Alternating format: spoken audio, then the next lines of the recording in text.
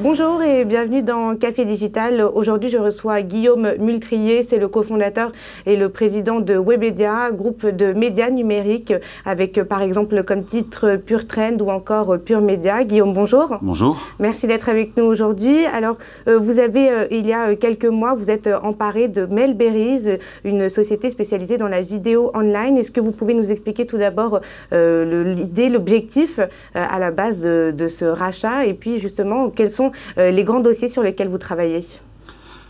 Alors on a une conviction chez Webedia depuis un certain temps, c'est que la vidéo est en train de se développer très rapidement sur Internet et se développe quasiment comme un nouvel Internet à côté du précédent. Et ce nouvel Internet s'appelle YouTube en grande partie. Alors il y a évidemment d'autres plateformes qui existent aussi.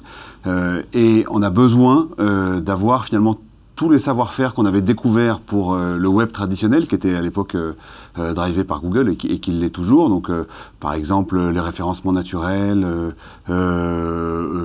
ou les opérations spéciales en publicité, qui étaient un peu notre marque de fabrique chez Webedia. Ben, aujourd'hui, il faut le décliner finalement sur YouTube et puis sur les différentes plateformes vidéo.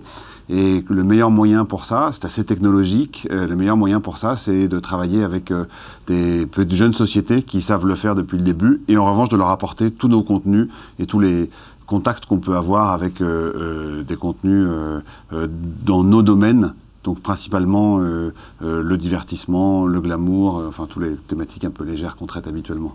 La vidéo, on le voit, c'est un média qui intéresse beaucoup de grands acteurs sur le secteur, beaucoup de médias également, mais on a encore du mal à monétiser justement la vidéo. Comment est-ce que vous allez vous y prendre? Alors, c'est quand même le média qui se monétise le mieux sur Internet aujourd'hui, c'est-à-dire que aujourd'hui, c'est là où on trouve les CPM, c'est-à-dire les prix de vente de la publicité qui sont les plus chers, hein, finalement plus que le display ou autre. En revanche, ça coûte plus cher à fabriquer aussi. Donc, c'est pour ça qu'on va travailler avec sur ces plateformes-là, comme YouTube, comme Dailymotion par exemple, parce qu'on a des gros volumes de vidéos vues et qu'on va être ce qui s'appelle MCN, c'est-à-dire Multi-Channel Network, c'est-à-dire qu'on va gérer les droits YouTube d'un certain nombre d'acteurs tiers qui, eux, vont fabriquer des vidéos, prendre le risque de production. Et ensuite, nous, ce qu'on va faire, c'est qu'on va les aider à faire plus d'audience et à monétiser mieux leurs inventaires et l'ensemble de leur production, et on partagera les revenus à la fin. Et est-ce que les vidéos que vous allez fabriquer, produire, vont être à l'image des articles qui existent déjà sur vos différents sites, c'est-à-dire à mélanger à la fois un contenu éditorial et puis un contenu, ce qu'on appelle le public rédactionnel? Alors, c'est deux métiers chez nous. On a d'un côté un contenu éditorial qui se passe sur nos sites. Et donc c'est les sites que vous aviez cités tout à l'heure, on peut rajouter Allociné aussi par exemple, donc ça c'est vraiment un contenu éditorial. Et à côté on fait un autre métier, qui est un métier qu'on appelle le brand publishing, c'est-à-dire qu'on va fabriquer du contenu et des histoires pour les marques, mais ça on ne le fait pas vivre sur nos sites, ça vit sur des sites spécifiques qui sont à côté des nôtres et qui sont peut-être quelque part à mi-chemin entre les sites des marques et les nôtres.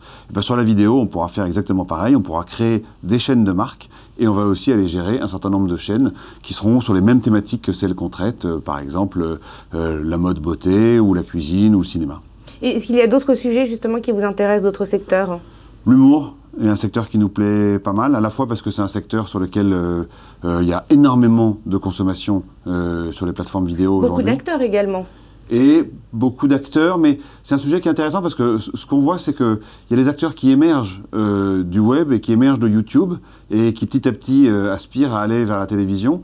Et puis nous, en fait, on va travailler d'autres types d'acteurs qui sont les acteurs qui aujourd'hui font du stand-up, qui sont aujourd'hui en télévision et qui au contraire ont envie de s'approprier ce média-là et avec qui on a envie de travailler pour finalement montrer que YouTube, ça ne se travaille pas exactement de la même manière que le stand-up, mais qu'on peut y faire finalement des choses formidables aussi. Vous avez également décliné vos sites dans plusieurs langues. Est-ce qu'il y a de nouvelles zones qui vous intéressent? Alors aujourd'hui, on est présent au Brésil, où on fait quasiment autant d'audience qu'en France. Donc on est présent au Brésil, on est présent en Allemagne, on est présent en Espagne, on est présent en Turquie, on est même présent au Moyen-Orient. Donc on voit bien qu'on a une stratégie qui est pas...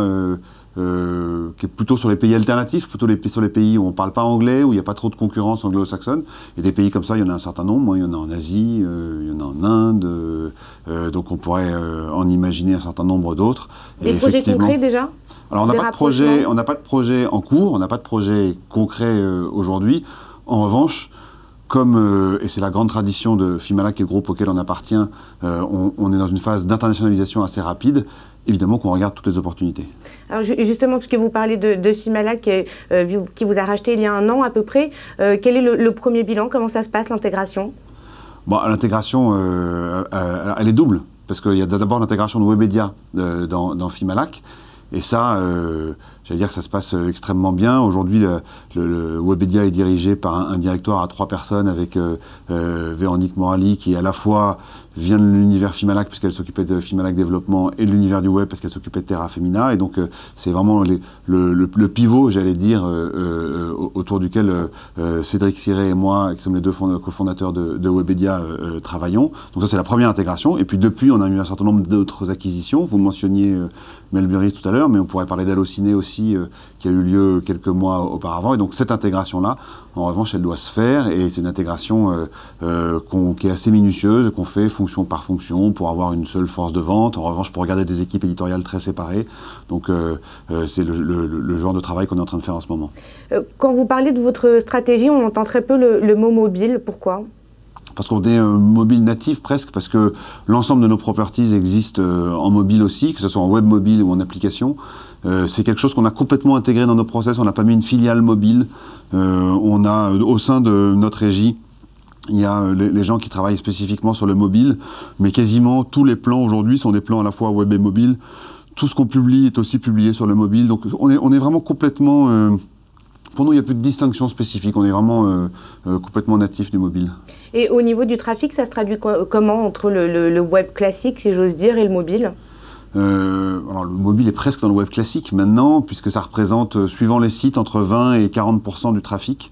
Au total, ça dépend un peu de l'usage, si c'est de l'usage de news ou de l'usage au contraire un peu plus de serviciel, comme on le fait sur Allociné par exemple, où là le mobile a une part encore plus importante. Un dernier mot également sur un projet que vous avez lancé il y a peu de temps, ce que vous appelez le Wikipédia du goût avec Alain Ducasse. Vous avez également dans le portefeuille de Fimalac le site 750 grammes. Est-ce qu'il ne commence pas à y avoir un petit peu trop d'acteurs sur la cuisine justement? Alors pas du tout, c'est exactement le cœur de notre stratégie et c'est exactement ce qu'on veut décliner, j'allais dire, sur les autres thématiques qu'on traite, comme la mode beauté ou comme le cinéma. La cuisine, c'est probablement là où on est le plus avancé aujourd'hui, c'est-à-dire que nous, on considère qu'il y a de la place pour beaucoup de types différents de contenus sur une même thématique et qu'en revanche on a vocation à devenir le spécialiste de la cuisine. Donc on a d'un côté 750 grammes qui va travailler les contenus gratuits, qui va travailler le référencement naturel. On va avoir l'Université du goût qui va plutôt être dans une approche de contenu très très premium, dont une partie sera... Sur abonnement, exactement, dont une partie sera payante. Et puis on va décliner la même chose sur YouTube, en utilisant les savoir-faire de Melberries dont on a parlé tout à l'heure, pour gérer un certain nombre de chaînes autour de la cuisine, que ce soit des chaînes de chefs ou des chaînes de YouTubeurs, d'une certaine manière.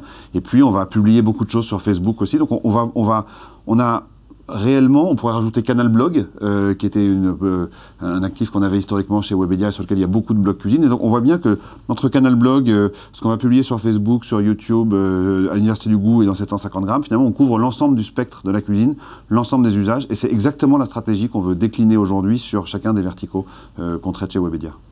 Merci beaucoup Guillaume Ultriès. Merci. À bientôt. À bientôt.